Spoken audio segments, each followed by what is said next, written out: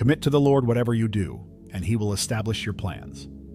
That's how godly businesses are built, not just with hustle, but with holiness.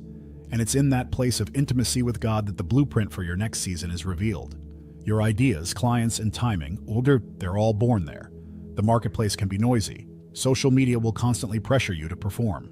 But leadership forged in the secret place carries a peace that platforms can't provide.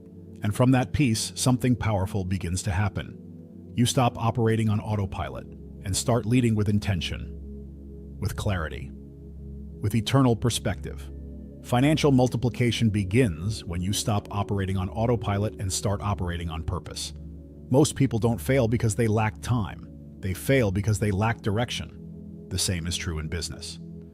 A Christian business that runs on autopilot may keep the lights on, but it will never produce kingdom-level fruit.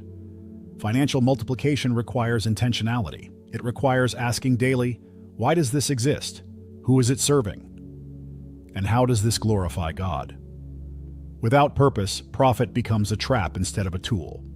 Take the example of the parable of the talents in Matthew 25. The two servants who multiplied their resources did so with initiative and courage, not routine. They didn't just keep things running, they evaluated, acted, and expanded. That's the mindset of purpose-driven entrepreneurs. They don't just build for today's comfort, they design for tomorrow's impact.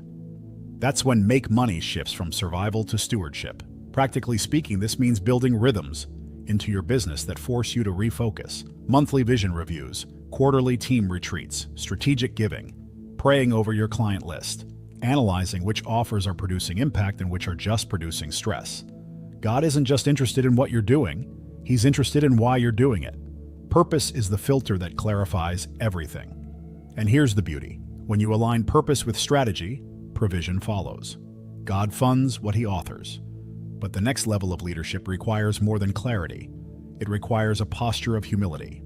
Because without a teachable heart, even the most God-given strategy will eventually fail. Spiritual authority in a Christian business comes from a teachable heart. In the kingdom, authority doesn't come from titles. It comes from submission.